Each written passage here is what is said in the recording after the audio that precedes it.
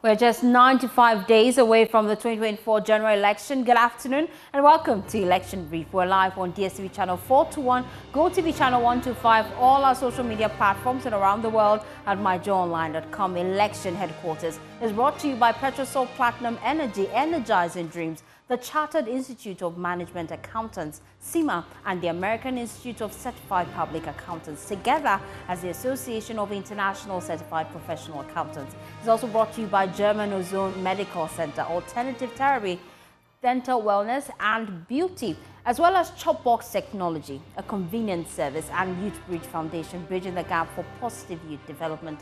My name is Faustina Savo. Please stay for details.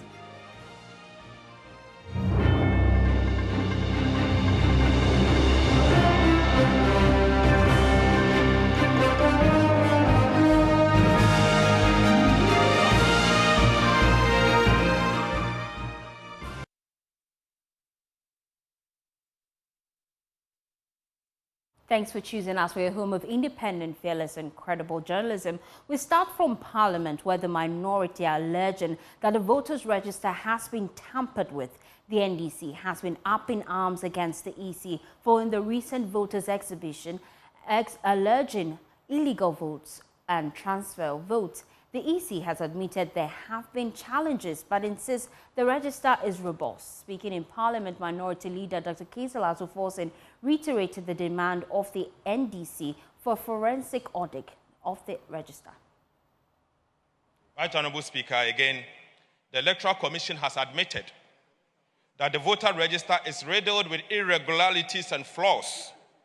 I dare say, Mr. Speaker, the scale of these irregularities is such that someone may have tampered with the voter register database. Mr. Speaker, I'm sorry to say that we cannot vouch for the integrity of the voter register as it stands at the moment. The details of these irregularities are so fatal and cannot be accepted. We therefore demand a forensic audit into the voter register database. But the Majority Leader, Alexander Kyerematen, has been hitting back, insisting the NDC is seeking to bastardize independent state institutions. Kyerematen says the claim that the register has been tampered with is unfounded. It's upon us not to condemn state institutions that are given constitutional mandates, including the Electoral Commission. I would want to plead with my respected colleagues to say that the Electoral Commission's register for the 2024 election is not credible, it's very rich. Where we identify challenges, let's take these challenges on board. Let's not attack the Electoral Commission and erode the confidence that people have in the Electoral Commission and our democracy. We can do all the criticism, but we should ensure that we hold in fidelity the institutions of state that they have the responsibility to shepherd this democracy through difficult times.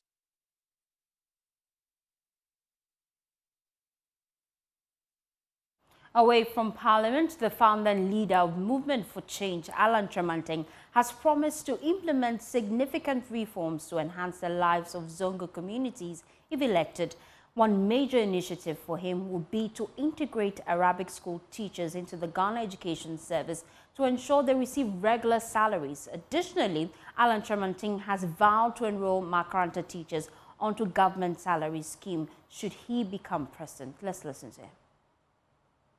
I believe that it is important when we talk about developing commerce in Ghana that we don't forget about the Zongos.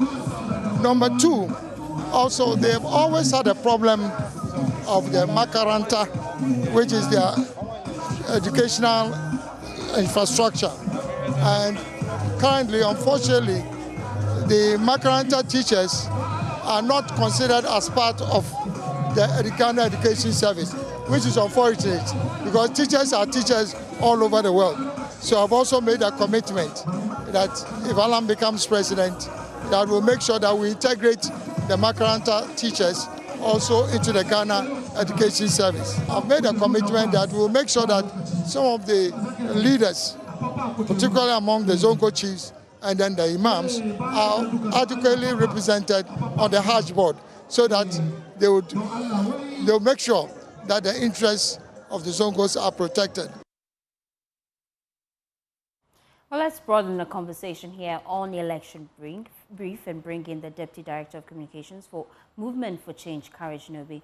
He joins us via Zoom to explain the intended initiative. Well, thank you so much, Courage, for your time here. Now, Alan Kyerematen is promising that his government would integrate Greek Arabic school teachers into the Ghana Education Service payroll. How many Makaranta teachers do we currently have? Do you know?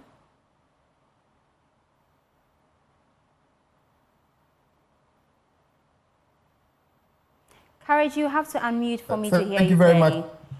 Loud and clear, now I can hear you. Yes. Please make your point. Greetings to you and your viewers this afternoon. I believe that number certainly exists with the team, but I don't have the figure with me. However, what the Honorable Kyerematen wants to do is to ensure that we have an all-inclusive development of this nation. So that development includes also our brothers and sisters in the Zongo communities and their educational units. And that is why he intends to formalize their engagement. So just also so that government will be able to regulate the kind of education that happens within that system. Because as it stands now, government has no control over what kind of education they are receiving. So if even some illicit activities going on there or some negative education is happening that is counter to our development, you will not know. It is only when you have properly integrated them that you'll be able to regulate the activities and then make sure that together as a people, we are transforming and growing together. And how will this be funded? Most definitely. I mean, the Honorable Kyerematen has spoken clearly about ways of not depending on loans, but Courage, we seem to be losing connection to you. You have to position rightly. If you just tune in, we're discussing Alan Kyerematen's policy proposals. Courage, thankfully we have you back. Please make that point. You were just explaining to us how you plan to fund this initiative. Yes, I mean, definitely through the massive industrialization drive, through the National Agricultural Revolution that will be undertaken, the government will be receiving direct taxes that will make sure that we have the needed revenue to be able to have an all-inclusive development of the Ghanaian state. With all the initiatives targeted at Zongo communities announced by Alan Kyerematen at Dakuma over the weekend, is it safe to say that we are likely to see a Zongo ministry? Certainly not. We will not see a Zongo ministry, nor even see a foundation or a department for Zongo affairs. No, the Zongos are part of Ghana. So what we are doing is an all-inclusive, integrated approach to development, not to create buffer zones for people. And that's why we want to integrate them and include them. Alan Kyerematen will govern with 40 ministers. That 40 includes 16 regional ministers and 24 sectoral ministers, and it stays at that. Before we let you go, there's a key concern from the NDC. They have raised alarm about the voters' roll. They allege some anomalies. As a political party, have you received the voter registration? Thank you very much. As a political organization, that's a movement for change. The EC has a very funny posture when it comes to independent candidates. And that is why we've been calling. We are not even on iPad, but we are major stakeholders in the process. The Constitution of Ghana enshrines that an individual will want to become president through either political party or as an individual or as an independent candidate. But it seems all the EC's major provisions only think about political parties and not independent candidates. And so we've been asking that the EC would have to open up and broaden up its consultation to include independent candidates, particularly this year that we are seeing a very formidable candidates like Alan Kyerematen, But generally, the conduct of the EC leaves much to be worried about because the kind of hitches we are seeing are those that we need to eschew, because the kind of election we are going into, we need the EC to conduct itself in a very credible manner, so that when the election results are declared, there will not be any peace and mayhem, and the peace of the nation, there will not be any chaos and mayhem, and the peace of the nation will not be compromised. So we call on the EC to make sure that they are very dispassionate in the way they conduct themselves. Free and fair conduct of the Electoral Commissioner is the bedrock for peace after the elections. The EC has admitted Yes, that indeed they've made a couple of mistakes, but they are sure that it will not mar the credibility of the election. As a political party, what do you recommend moving forward? I think we would recommend a higher diligence, and we would recommend also that the Electoral Commission is more engaging of the stakeholders in the process, so that at every point in time, there is information available to everybody. We all know where we are in the process, and there's transparency. If they conduct themselves in a very transparent manner, we would all be happy with the outcome of the election, irrespective of which way it goes. Thank you, Kyerematen, for joining us here on Election Brief. Let's shift our attention now to other stories as we bring you the story of Rukaya. She says she was nearly married off during one of the extended vacations of the double-track system, and she had to flee from her home in the north to Accra. While she acknowledges that the benefits of the free SHS policy is actually so much, Rukaya, now an SHS graduate and works as a head porter, popularly known as Kayayo, says she wants the vacation period reviewed. Lois Shola has been engaging Rukaya and other Kayas in our latest episode of Just Turn 18. It was not good at all. When we were at school, we had a green track and a gold track. They will allow us to come to school 3 months. You can't even study anything. They will copy the handouts, even 3 passages, and they will bring it to you and they ask you to read. You too, you don't know how to read, and they will ask you to read. Like 1 week ago, they will say, oh, is this one, your time is up, let's go. You go and the gold track will come.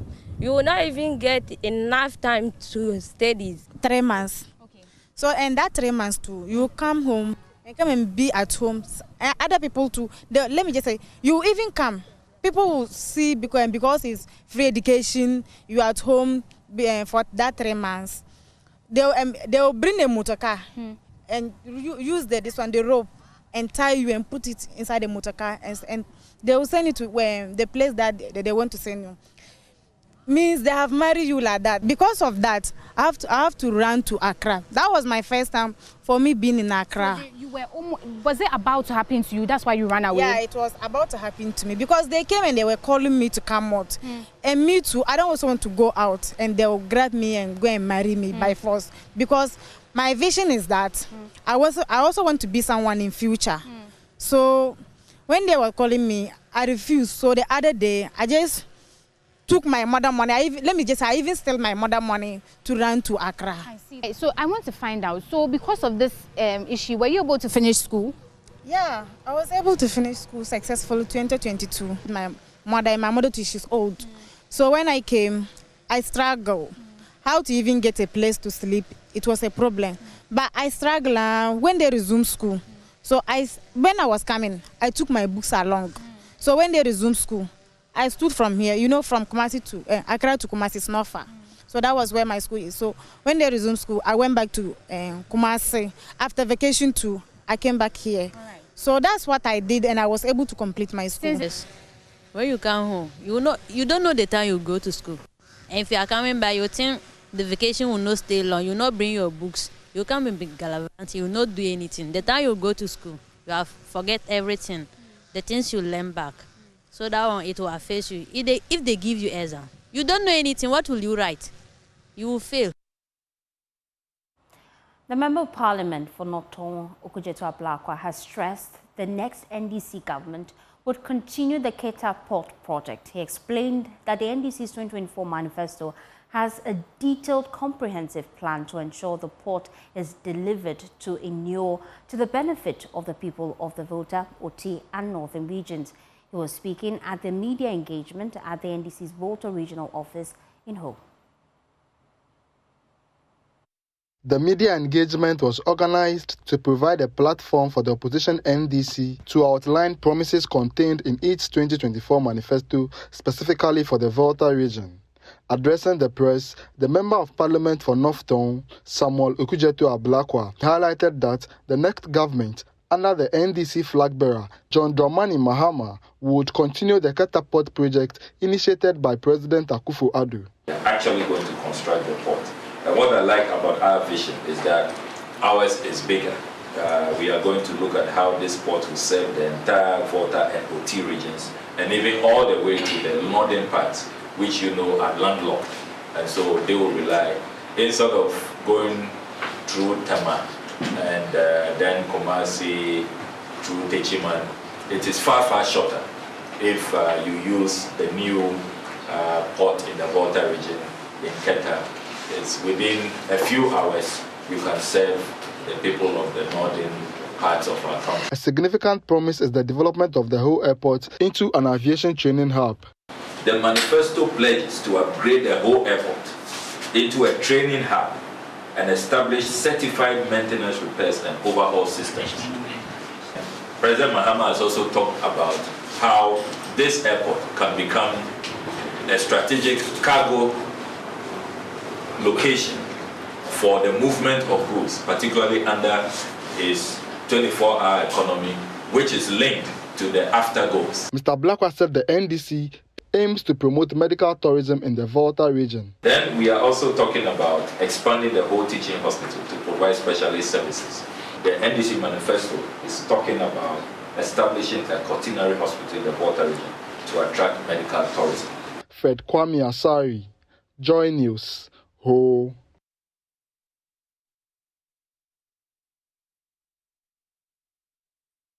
You're watching Election Brief. We'll be back after this quick breather.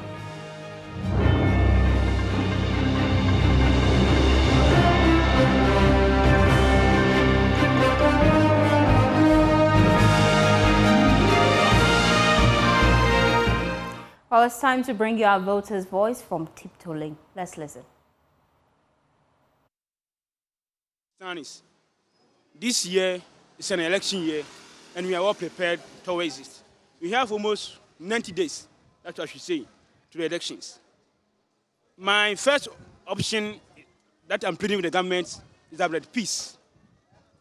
We want the election to be peaceful. During, after, and whatever they go on, the election should be peaceful, so that any party that will be declared a winner will have the pace to govern. When you take the citizens of this country into consideration, about 82% of the population are lying idle. No essence of education, no essence of growing. Even as a matter of... It's an election year. The election year, the about to the adventure. Obiani may be aware of to ako. What do you mean for you? We said on Tunkosi. It's what show us its name. Oh, a Yamawa, no to Amani, or so to Mana, and yes, I know what's the same. So what I say. About to the adventure, but the airpan is as from Jenny, as you see, and press over to a baby and then to qua way, or my ways and to Quassis here, only be a Ugenako, because only be a quala, only be a Pebia Uluma, any idea, so I over to make an crowd, only not made an Emian, and in the airpan is as from your two Abanivia, no what Nasiboko. If we do time on Bible Bar, and you'll be winning, no winning, or we are the crest where winning, and yet I feel now where meant me once me, yes, and it's no more my time. A queen say, a man drew. Please, I'm pleading with my fellow Ghanaians.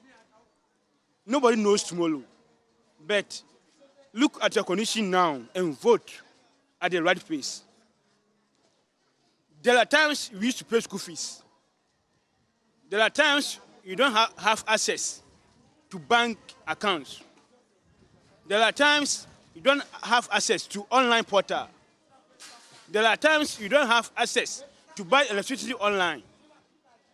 But think now. Look at the condition now and think about the future. That what can happen if we get the right man. We get a man who carries that vision, what he can do to add more value to what is happening now. Please, fellow Ghanaians, we are all voting. We the citizens, as I said earlier on, we the electorate have the power to vote. And when we vote, when they go to the office, they don't take our welfare. As I'm making recommendation, I'm trying to redraw the attention that, as a matter of fact, for the 2024 election that we are about to vote, I'm encouraging each and every citizen of this country to think wisely and vote for the right person. Well, indeed, we are your election headquarters, so watch out. We'll be in your community next as we allow you share your thoughts about what will influence your votes in the upcoming election. Well, my name is Faustina Safo. That's our wrap-up election brief. For more news, please log on to myjohnmind.com. Have a pleasant day as you enjoy the rest of the program.